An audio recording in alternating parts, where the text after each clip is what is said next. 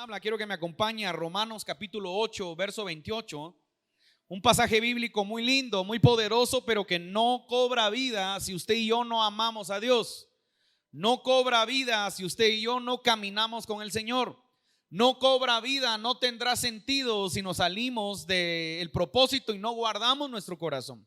Cuando vienen los problemas, mis hermanos, cuando vienen las preocupaciones, cuando vienen las circunstancias complicadas, nuestro corazón sufre colapsos. Fíjese, nuestros corazones sufren colapsos y a veces nuestro corazón no soporta la soledad, no soporta el rechazo, no soporta el maltrato, no soporta el abandono, y a veces nos amargamos o a veces nos detenemos en lo que Dios quiere hacer. Pero miren lo que dice la palabra de Dios dice: y sabemos que a los que aman a Dios, repita conmigo, aman a Dios.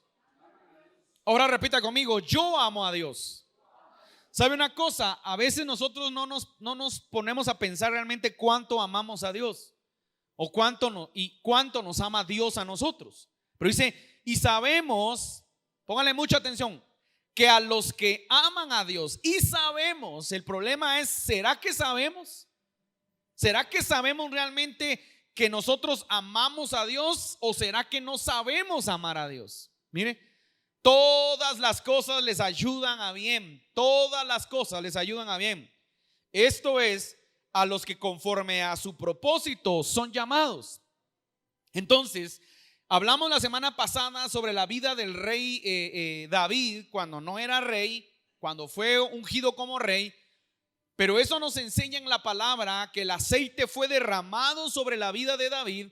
Pero para llegar a la promesa de gobierno que David tenía, para llegar al trono, tuvo que pasar un proceso para aprender a vivir y también para aprender a gobernar. O sea, eso significa, mi hermano, que nosotros tenemos que aprender, escuche esta palabra porque la voy a estar repitiendo, tenemos que aprender a poder gobernar nuestra vida y para poder llegar a un estado de madurez o un estado de plenitud. De lo contrario, nos va a costar mucho entender el proceso en nuestra vida. Cuando nosotros vemos, hermano, la vida de algunos hombres en la Biblia, vamos a entender que muchos hombres pasaron por procesos. Acompáñenme a Génesis capítulo 50. Voy a avanzar porque si predicamos de José y usted ya se sabe a lo mejor la historia, puede ir a poner en Netflix la película de José de Disney, la caricatura, que es muy buena. Curiosamente, tratándose de Disney, es bastante atinada al parámetro bíblico y podría tener usted un panorama de lo que le pasó a este muchacho. Pero yo no me quiero enfocar hoy a eso ya lo sabe usted. Tal vez toque algunas aristas solo para recordarle. Quiero que me acompañe a Génesis capítulo 50. Mire lo que dice la palabra. Entonces se echó José sobre el rostro de su padre y lloró sobre él y lo besó.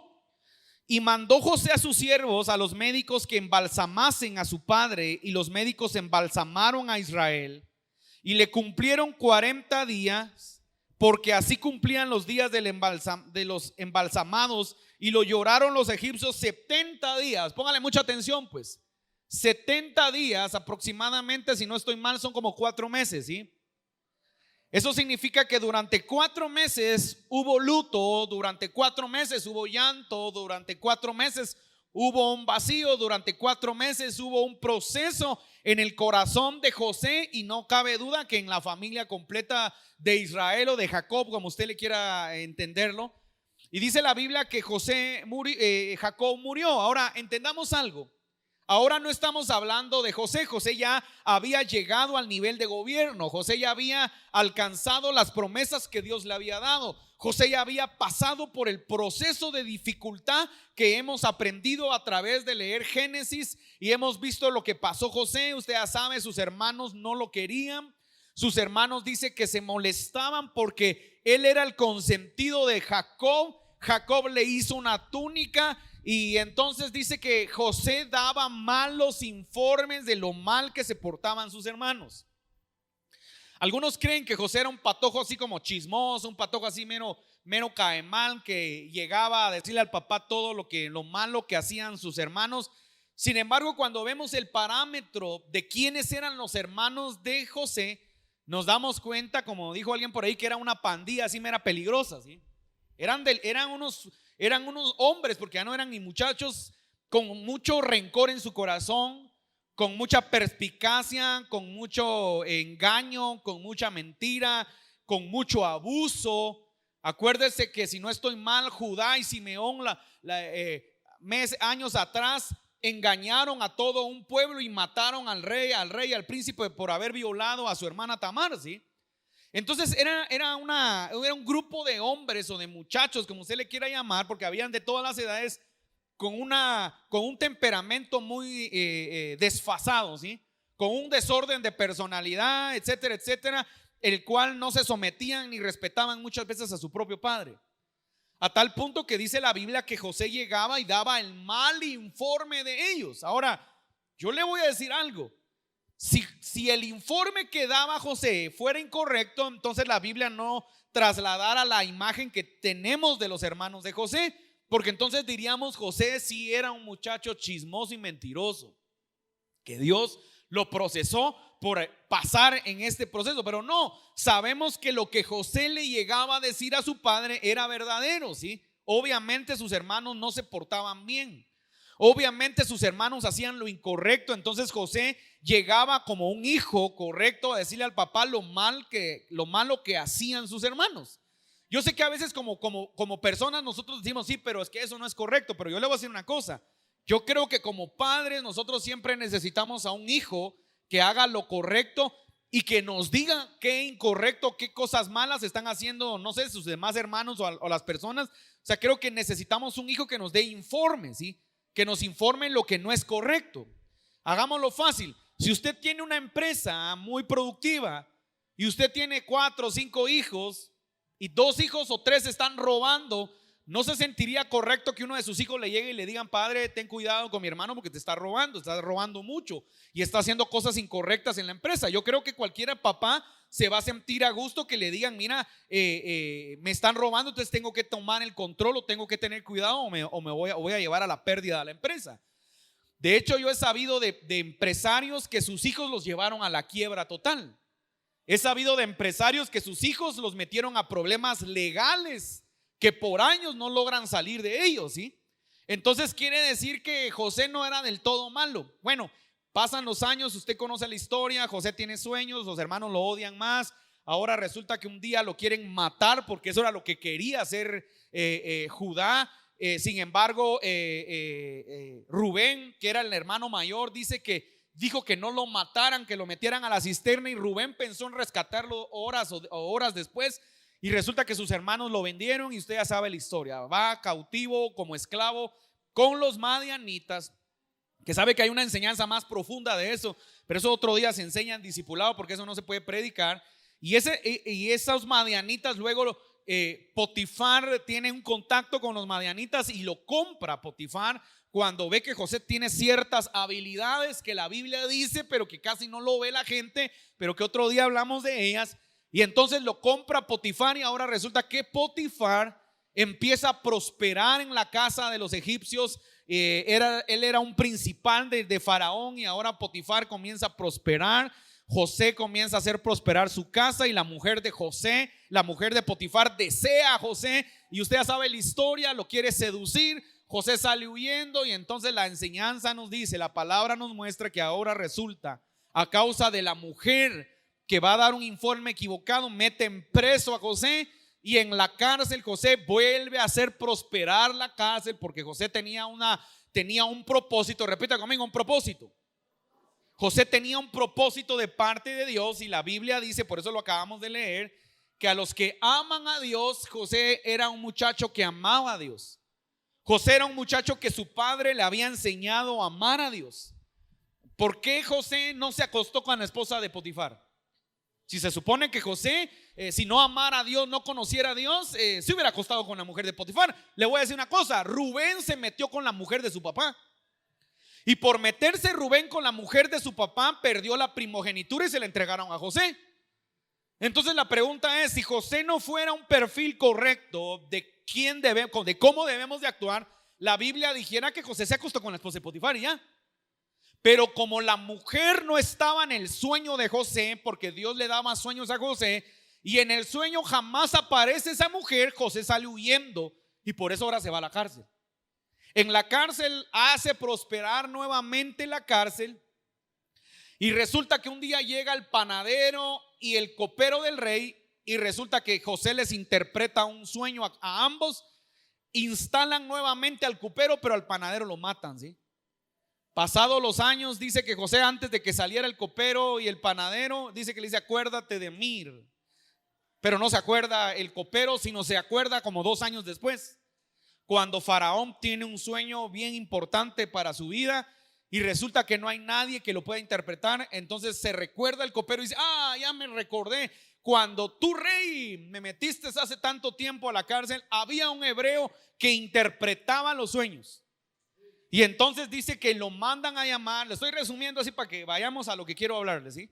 Y cuando lo mandan a llamar, lo mandan a vestirse, a bañarse, a cambiarse. Se presenta delante de Faraón y usted ya sabe la historia. José le interpreta el sueño a Faraón y le da la estrategia de economía para poder mantenerse firme en los años que están por venir, de 7 años de vacas gordas, y luego vendrán 7 años de vacas flacas, que dice que será tanta el hambre que ya no se recordarán los 7 años de vacas gordas, ¿sí?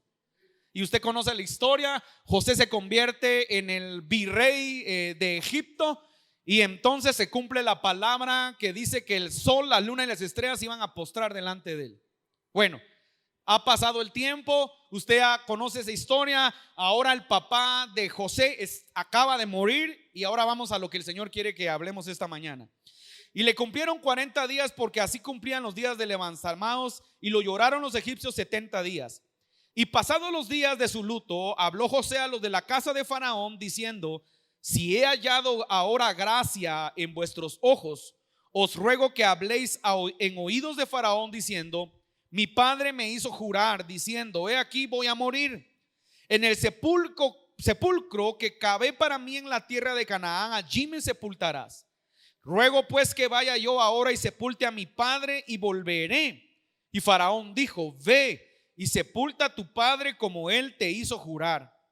Hasta ahí todo va bien, ¿verdad? Hasta ahí es normal el proceso de luto, es normal el proceso del desprendimiento, es normal el proceso de la aceptación, es normal todo ese proceso que tiene que pasar a alguien que tiene una pérdida. Pero José también tenía que cumplirle una promesa y un mandato que su padre le dejó, porque su padre Jacob quería que lo enterraran en la cueva de Macpela, que era una cueva que su padre Abraham había comprado. Y ahí estaba enterrado Sara, y ahí estaba enterrado Abraham, y ahora ahí estaba enterrado Raquel, y ahora también Jacob quería que ahí lo enterraran a él. Entonces resulta que José pide el permiso a Faraón, y usted mire, hay una gracia sobre él, entonces le conceden ir a enterrar a su padre. 7. Entonces José subió para sepultar a su padre, y subieron con él todos los siervos de Faraón, los ancianos de su casa y todos los ancianos de la tierra de Egipto, y toda la casa de José, sus hermanos, y la casa de su padre. Solamente dejaron en la tierra de José sus niños y sus ovejas y sus vacas. Subieron también con él carros y gente de a caballo, y se hizo un escuadrón muy grande, y llegaron hasta la era de Atad, que está al otro lado del Jordán, y endecharon allí con grande y muy tristeza lamentación. Y José hizo a su padre duelo por 7 días. Y viendo los moradores de la tierra, los cananeos, el llanto en la era de Atad, dijeron: llanto grande es este de los egipcios. Por eso fue llamado su nombre Abel Misraín, que está al otro lado del Jordán. Hicieron pues sus hijos con él según les había mandado, pues lo llevaron sus hijos a la tierra de Canaán, y lo sepultaron en la cueva del campo de Macpela, la que había comprado Abraham con el mismo campo para heredad de sepultura de Efrón el Eteo, al oriente de Manré. Y volvió José a Egipto, él y sus hermanos, y todos los que subieron con él al sepultar a su padre, después que lo hubo sepultado. Mire, pues aquí se pone interesante la cosa, porque necesitamos hablar un poco más de propósito, ¿sí? Y si no entendemos nosotros que parte de nuestro propósito tiene que ser la sanidad de nuestra alma, porque la sanidad de nuestra alma es importante cuando pasamos un proceso de quebrantamiento. Muchas veces vamos a pasar ese proceso y tenemos que sanar nuestra alma para poder entender lo que Dios está trabajando en nuestra vida. Viendo los hermanos de José que su padre era muerto, mire pues a estos bandidos. Hermano, yo le voy a decir una cosa. Después del proceso que podamos pasar, necesitamos haber aprendido algo en nuestra vida, ¿me explico? Si la vida lo apaleó, si la vida lo llevó por un proceso de dolor a causa de pecado, a causa de desobediencia, a causa de orgullo, a causa de soberbia, pero hoy logramos ver que Dios nos restauró, que Dios restauró nuestra vida. Tenemos que haber aprendido por qué pasamos por eso, ¿me explico? Tenemos que haber aprendido las circunstancias que nos llevaron a tal cosa, por qué lo vivimos para ya no volverlo a pasar. Pero a veces hay mucha gente que aún pasando procesos complicados no logra aprender nada de ese proceso. Como decimos en Guatemala, pasó de noche la escuela, ¿verdad? Pasó de noche el proceso, y por eso hay gente que vuelve a caer una y otra vez en el mismo proceso, aun cuando ha pasado varias veces en quebrantamiento y dolor. Hay gente que nunca se logra levantar a causa de un corazón muy duro. Viendo los hermanos de José que su padre era muerto, dijeron: quizá nos aborrezca José. Pongan la atención pues. Y nos dará el pago de todo el mal que le hicimos. O sea, estos muchachos, estos hombres entendieron que le habían hecho un mal a José, pero no habían entendido que este proceso que habían pasado tenía un propósito, porque no entendían a causa de no tener una relación con Dios. Cuando no tenemos una relación con Dios, no entendemos el propósito que estamos, por lo que estamos pasando. Le echamos la culpa a Dios, le echamos la culpa a su papá, le echa la culpa a su mamá, le echa la culpa a su tía, le echa la culpa al profesor de matemáticas, le echa la culpa al licenciado que lo hizo perder en la universidad, porque usted no entiende a veces por qué pasa por lo que está pasando. A veces cuando no entendemos que la falla número uno somos nosotros, que el problema número uno del desorden, hablemos de finanzas si quiere. Aquellos que vino la pandemia, mis amados hermanos, la pandemia pegó duro a muchas empresas, a muchos comerciantes, a muchas familias. Yo le voy a decir algo así: muchos se van a molestar, y muchos que nos ven, estoy seguro que no les va a agradar. Pero si su empresa no le fue muy bien, discúlpeme, no había una buena administración. Le voy a decir por qué. Conocí a algunos empresarios que cuando entró la pandemia, obviamente hubieron muchos problemas de finanzas, pero tenían guardado cierta cantidad de ahorros y con eso se pudieron sostener para pagar sueldos y salir a flote, aunque fue difícil, pero lograron sostenerse. Pero hubieron muchas empresas que tenían problemas de liquidez, problemas de pagos morosos, problemas de compromisos que no habían solventado, y cuando vino esto quebraron totalmente. Algunos quebraron, ¿sí? Algunos ya no se pudieron sostener, pero todo esto tiene un nombre. Todo esto se llama una mala mayordomía. Hubieron padres de familia que no tenían ni el más mínimo ahorro y les ha tocado duro todavía, están pagando tarjetas de crédito. Hubieron personas que no pudieron sostenerse y hubieron otros que vieron la mano de Dios. Ahora, no me voy a entrar a detalle porque sé que siempre vamos a tener excusas. Es que pastor, usted porque no sabe. No, yo solo le voy a decir la correcta mayordomía según la Biblia, porque eso fue lo que José implantó en Egipto. La correcta mayordomía nos muestra que si de verdad fuimos buenos mayordomos, vamos a poder pasar el momento de la escasez y vamos a salir a flote, ¿sí? Se lo voy a explicar de otra manera. ¿De dónde sacó Jacob oro? ¿De dónde sacó Jacob el recurso para ir a comprar a Egipto? Eso significa que Jacob también era un buen mayordomo y lo aprendió José lo aprendió de él. Y ahora que José estaba en el virreinato en Egipto, Jacob manda a sus hijos a comprar trigo, a comprar comida con el recurso que Jacob tenía, que había obtenido a lo largo de los años. Le voy a decir algo, dice la Biblia que los egipcios tuvieron que entregar sus propiedades a Faraón. Eso significa que ya no tenían ningún recurso. A eso yo le llamo una mala mayordomía.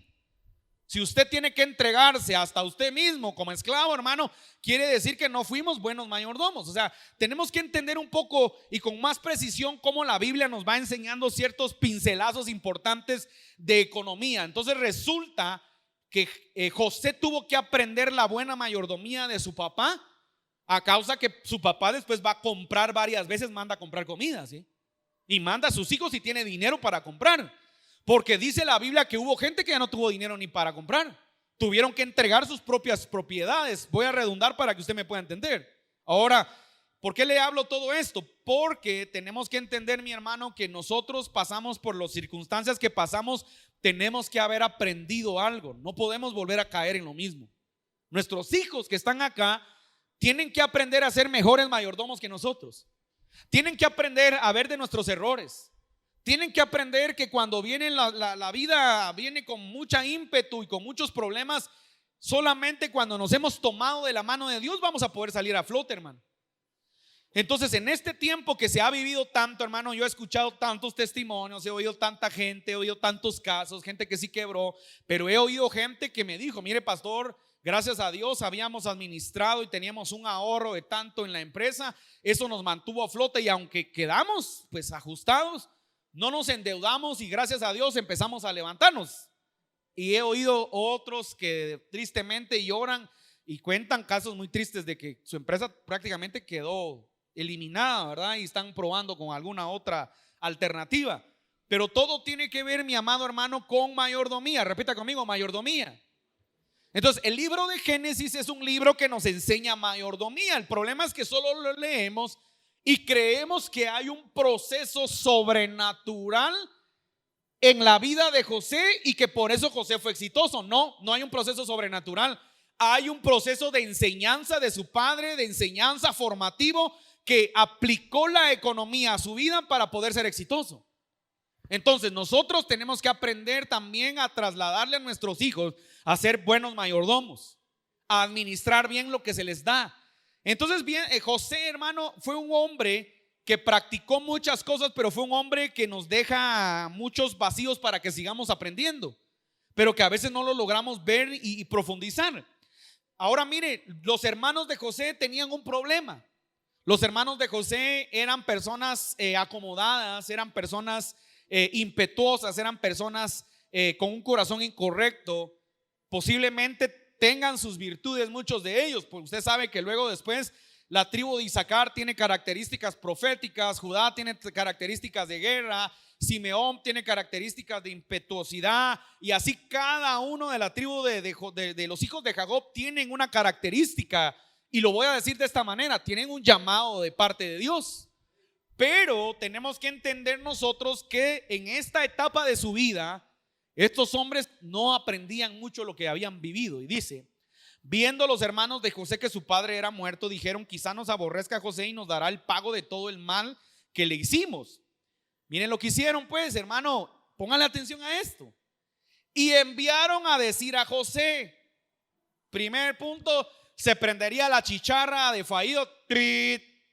Hermano, no, José tenía una relación con su papá. No, Jacob se sentó con José a darle instrucciones. Si usted quiere decir algo, por eso hay que tener cuidado, profetas. Porque nosotros como ministros proféticos no podemos llegar a decir: mira, dice el Señor que me tenés que dar tu camioneta. Si Dios lo dice, te lo va a decir a ti. No te lo tengo que decir yo para que me lo des. ¿Me explico? Eso es un problema que a veces hay, que la gente a veces no entiende ese principio.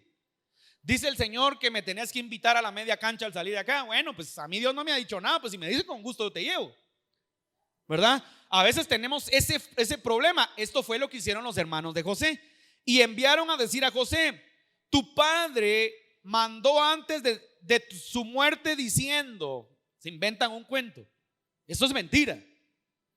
Así diréis a José. Mire, pues, así como, miren, este nos va a tratar mal, inventémonos algo. Y mandaron a alguien, dice, mire: así diréis a José: te ruego que perdones ahora la maldad de tus hermanos y su pecado. Pongan atención a esto. Porque mal te trataron, por tanto ahora te rogamos que perdones la maldad de los siervos del Dios de tu padre. Mira, así espirituales se portaron los muchachos, ¿sí? Se portaron bien espirituales, así como: mira, mi padre mandó, este es el mensaje que papá dejó, así todos espirituales, ¿sí? Mire, y José lloró mientras ¿qué? ¿Por qué lloró José, hombre, si ya llevaba 4 meses de estar llorando? ¿Por qué lloró José si llevaba más de 4 meses de estar llorando? Disculpe, yo después de 4 meses ya no tengo ni lágrimas de repente, ¿sí? Hay una hermana que no vino, que que el doctor la regañó porque lloraba tanto, que yo no sabía que si usted llora tanto los lagrimales se le pueden afectar y la tuvieron que operar de los lagrimales, fíjese. Entonces yo creo que de repente con 4 meses de estar llorando, hermano, tal vez ya se le arruinaron los lagrimales o se le secaron, ¿sí? Es un medio chiste, ¿sí? Ahora José se pone a llorar. ¿Por qué cree que José se pone a llorar? Porque se da cuenta que sus hermanos no han cambiado. Se da cuenta que sus hermanos no entendieron nada. Se da cuenta que sus hermanos no les cambió el proceso, no les sirvió de mucho. Fueron humillados, se tuvieron que postrar delante de José, tuvieron que pasar por momentos de terror cuando José se quedó con Benjamín y le dice que lo va a dejar. Y el hermano dice que Judá y Rubén, que esos pobres se sintieron que se morían. Y le dijeron: ¿cómo vamos a hacerle esto a nuestro papá? Y ahí sale la verdad. Si a causa de haber matado al otro, y dice que José los escuchaba, pero él no lo conocía, y se pone a llorar José, porque ellos tenían siempre metido en el corazón ese error que habían cometido. Entonces Satanás muchas veces, mi hermano, va a querer estar golpeándote con un error que tú cometiste no hace un mes, hace 20 años, de repente hace 10, 15 años. Y tenemos que pedirle al Señor que nos ayude a eliminar todos esos errores o todos esos recuerdos que el enemigo nos está recordando, pero que Dios ya no se recuerda. Ahora, los hermanos de José no aprendieron del proceso. No aprendieron de ese proceso doloroso, porque le voy a decir una cosa, hermano. Al salir a la verdad a flote cuando están discutiendo porque José tiene a Benjamín, nos deja ver que esos cuates no olvidaron lo que hicieron. Ellos vivían recordando esa falla porque le mintieron a su papá. Dice la Biblia que tomaron una cabra, y la cabra es señal de rebeldía. La cabra es señal de los impíos. Por eso le digo, los hermanos de José no eran buenos. Hasta ese momento tenían que tener un proceso de transformación. Los hermanos de José no fueron buenas personas. Tomaron una cabra, la mataron, agarraron las ropas de José, que es figura de Cristo, las llenan de sangre, que es figura del sacrificio de Cristo en la cruz del Calvario. Por eso dice la Biblia, y algunos teólogos saben, que José es figura de Jesús. Y la presentan a su papá con una manera frial, de una frialdad. La agarran: mira, ¿es esta la ropa de tu hijo?, le dicen. Así como quien dice: a nosotros no sabemos si esa es. Y el viejito, cuando eso, se pone a llorar y sabe que mataron a su José, según él. Y dice que llora y dice que no halló felicidad por años. El viejito pasó llorando y sufriendo por la muerte de José. Y ahora se puede imaginar ver llorar si José lo lloró más de 4 meses, ¿cuántos años pasaría Jacob llorando a su hijo? Alguien dijo por ahí: cuando se muere un padre y la mujer queda sin esposo, se llama viuda. Cuando se muere una madre y el esposo queda sin la esposa, se llama viudo. Pero cuando se muere un hijo, no hay nombre para eso, ¿sí? Porque aquel que ha perdido un hijo dice que es difícil y que no se repone uno nunca jamás. Ese daño que le hicieron a Jacob, hermano, ¿usted cree que no miraban de repente llorar al viejito? ¿Y por qué estás llorando, padre? Y de repente volvía a salir José. Esos cuates tenían el corazón recordando a José a cada rato. Ahora resulta que José se pone a llorar cuando se da cuenta que los muchachos, los hombres, no habían cambiado. Mire, no habían cambiado, no habían entendido nada. Y dice: y José lloró mientras hablaban. Vinieron también sus hermanos y se postraron delante de él. Mire, y dijeron: henos aquí por siervos tuyos. O sea, ellos no entendieron, y entonces lo único que les quedó es irse a humillar otra vez, ¿verdad? Miren lo que hacen: henos aquí por siervos tuyos.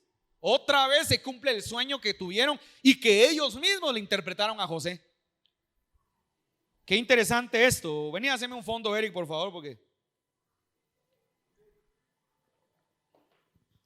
pónganle atención a esto, porque otra vez en lo que estamos ahí, quiero que me acompañe a Romanos capítulo 8, 28, para que volvamos a entender.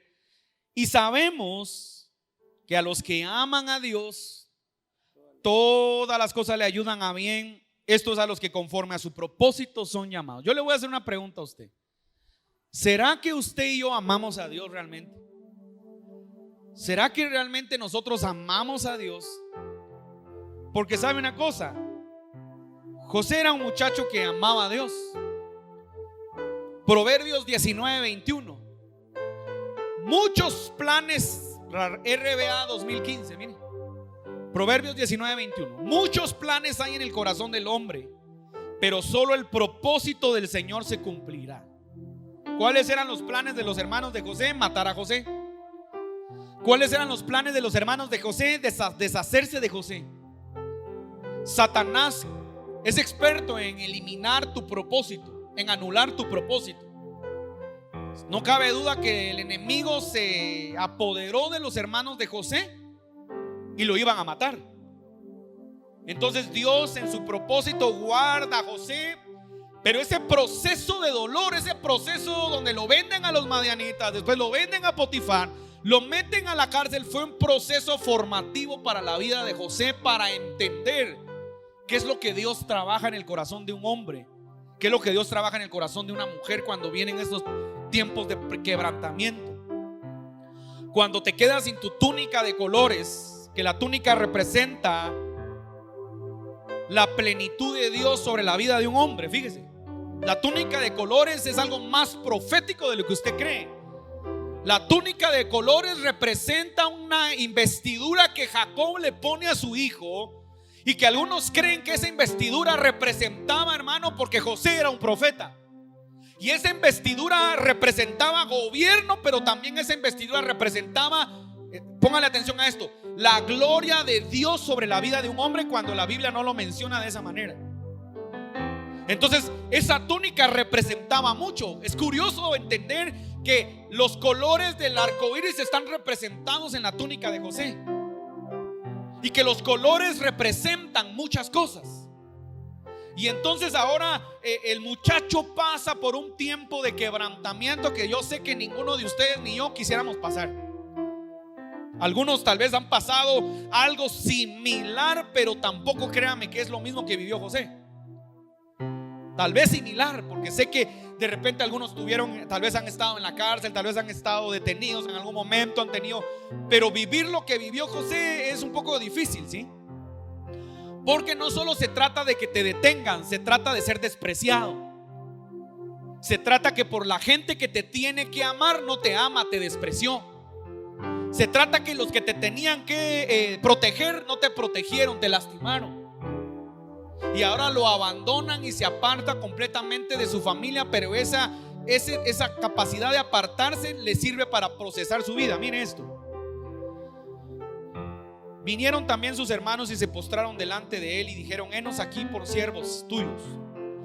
Él les respondió, José, y les respondió José: no temáis, ¿acaso estoy yo en lugar de Dios? Mire, alguien que habla así, le voy a decir esto, se lo voy a decir así para que usted me entienda, no es alguien normal. Alguien que habla así es alguien iluminado. Alguien que habla así es alguien sanado. Escuche esto. Solo el que tiene el corazón sano puede hablar palabras de sanidad. ¿Me explico? Alguien que no ha sanado no puede hablar sanidad. Alguien que no ha sanado, sí, bueno está, hínquense más y ahora me van a tener que adorar cada vez que me vean. Pero alguien con autoridad, alguien con sanidad en su corazón puede hablar palabras que sanan. Mire esto, mire.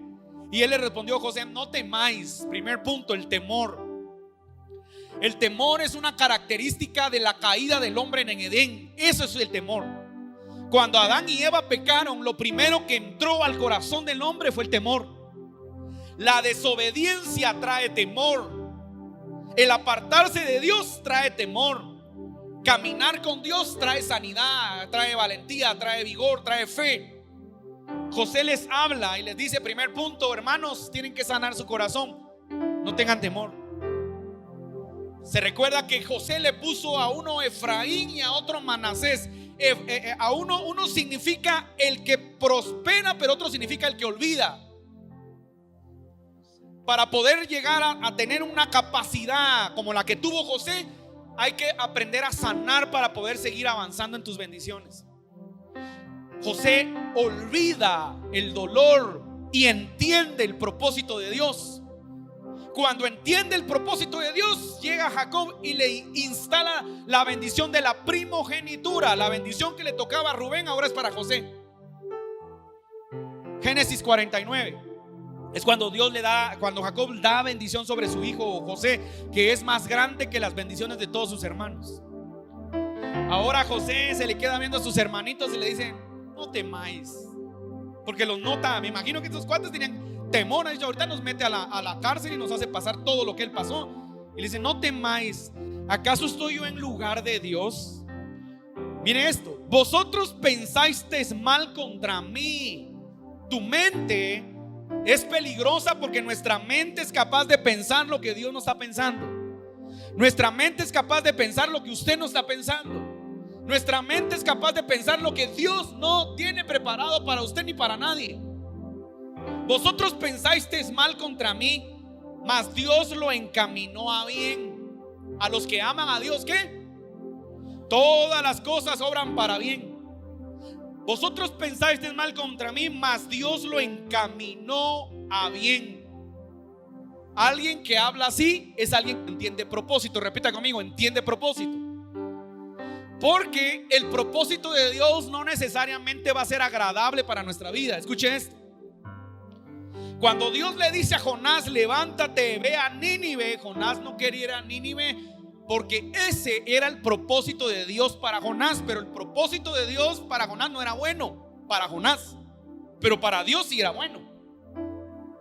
Entonces, si no entendemos nosotros que muchas veces lo que tú crees que es tu propósito, a lo mejor estás fuera de foco porque no estás entendiendo lo que Dios quiere que tú y yo hagamos, podemos caminar frustrados, o podremos caminar equivocados, o podemos caminar amargados. Pero si entendemos lo que Dios es capaz de hacer, entonces vamos a caminar con alegría. Dice: vosotros pensasteis mal contra mí, mas Dios lo encaminó para bien, para hacer lo que vemos hoy. Ahora yo le pregunto: ¿y qué estaban viendo? Estaban viendo a un pueblo que había sido guardado. Estaban viendo a un pueblo que dice que habitaban en un territorio que se llama Josem, que apenas creo que hace como unos 8 años lo encontraron. El Discovery Channel sacó un documento, un documental donde se cree que encontraron la tierra de José en Egipto, que era una de las tierras más prósperas, una de las tierras donde habían ríos, donde habían como represas, donde era muy próspero ese lugar. Y estaban sorprendidos de que en Egipto hubiera un lugar así. Ese era el propósito de Dios. Ojo con esto: el propósito de Dios era que el pueblo de Israel entendiera el cuidado que Dios tenía de ellos. Usted y yo tenemos que entender que Dios tiene cuidado. Le voy a decir una cosa: usted puede estar pasando por el problema, por el proceso más duro, pero yo a usted lo miro muy guapo. Yo a usted lo miro hermoso. Yo a usted lo miro hasta gordito. Yo a usted lo miro frondoso. ¿Sabe por qué? Porque Dios ha tenido cuidado de usted. Dele un aplauso al Señor, déselo.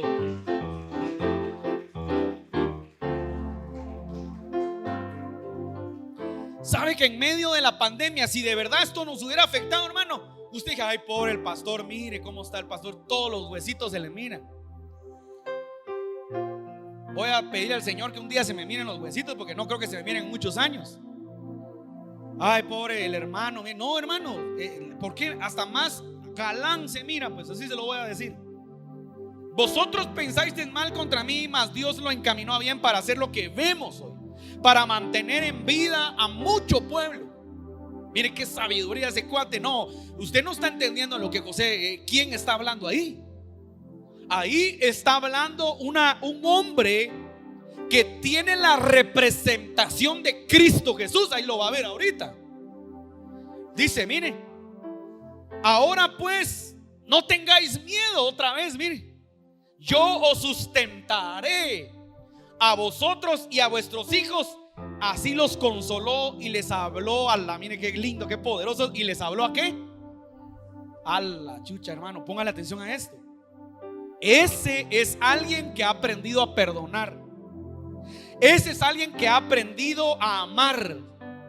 Ese es alguien que ha entendido el amor de Dios, cómo funciona el amor sanador de Dios. Y ahora les dicen: no se preocupen, yo les daré de comer, yo los voy a sustentar. Y les habló a su corazón, porque el problema no era un problema personal de la mente, no solo de la mente, de su cuerpo. El problema era un problema del corazón. ¿Sabe por qué era un problema del corazón? Porque ellos se sentían no queridos por Jacob, porque ellos se sentían despreciados por Jacob, Porque José era el hijo de la mujer que Jacob amaba más y que amó siempre. Y por eso cuando nació Josecito lo amaba, porque era su hijo preferido, porque era el hijo de la mujer que él amaba más. Esa es la verdad.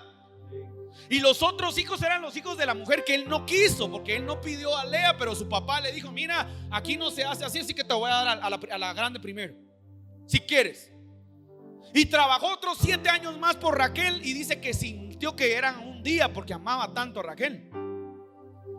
Entonces sus hijos tenían rechazo, no se sentían dignos, no se sentían amados. Pero ahora José viene a sanar el corazón de sus hermanos. Y entonces José les dice: no se preocupen, yo los voy a cuidar, yo los voy a sustentar. Esas palabras solo están tipificadas en la manera que Jesús lo habla, ¿sí? Y dice: y les habló con palabras, hay una versión creo que dice suaves, algo así. Y les habló al corazón, porque no tenía que hablarles a ningún otro lugar, sino disparar directamente al corazón. Decirle: mira, yo los amo, yo entendí lo que Dios me hizo pasar. Ustedes no fueron, fue Dios. Y era necesario para eso, y les tuvo que hablar a su corazón para que sus hermanos sanaran su vida.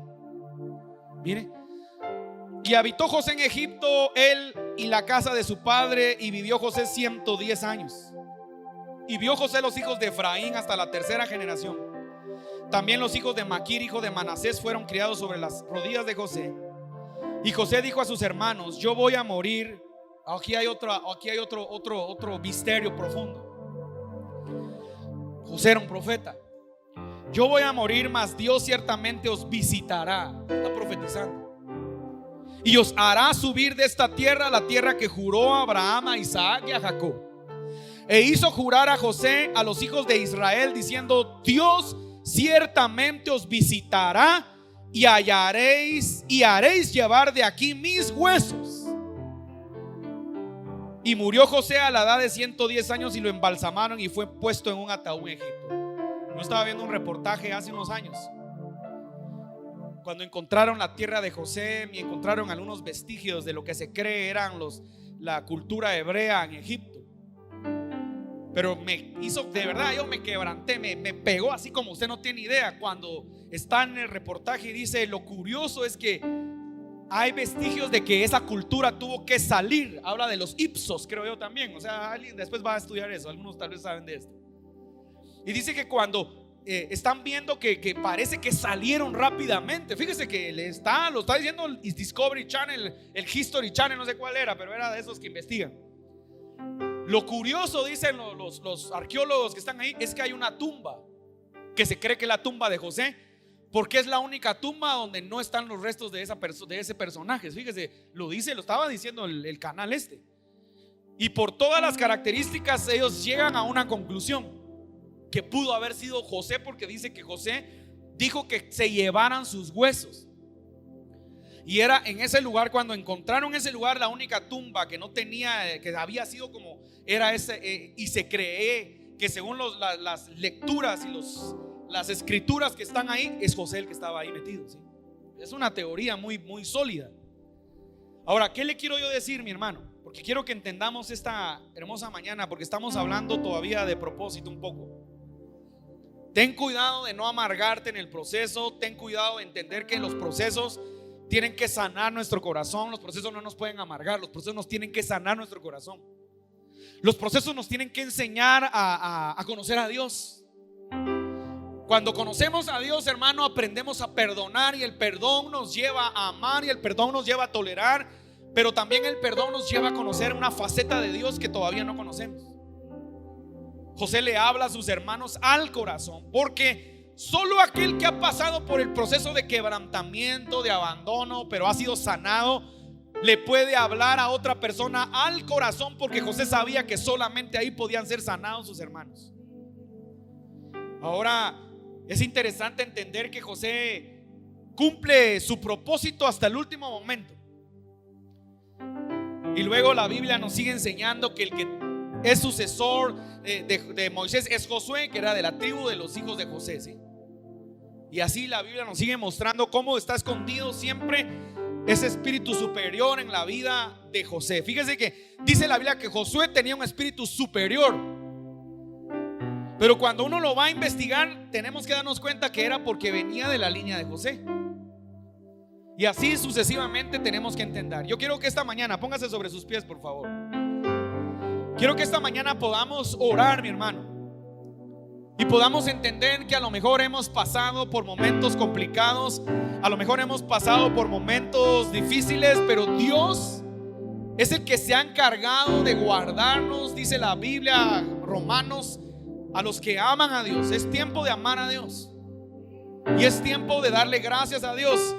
Y lo que usted pasó, hermano, seguro lo pasó para aprender. Y para, sobre todo, más que para aprender, para ver a Dios. Porque cuando te quedas solo, cuando te quedas vacío y cuando clamas a Dios, al único que vas a ver es a Dios. Y cuando ves a Dios, entonces logras entender lo que Dios quiere hacer con tu vida. Jesucristo se quedó solo en la cruz del Calvario, pero luego el poder del Espíritu de Dios lo levantó de los muertos. Entonces, cuando a veces nos quedamos solos, cuando a veces sentimos que no hay respuesta, seguro Dios está obrando y seguro Dios está trabajando en tu vida. Aprendamos de los procesos. Que los procesos no nos saquen de nuestro propósito, sino que los procesos nos ayuden a cumplir nuestro propósito. Porque Dios en este tiempo, hermano, está haciendo cosas grandes en la vida de sus hijos. Levante sus manos al cielo. Padre, en el nombre poderoso de Jesús,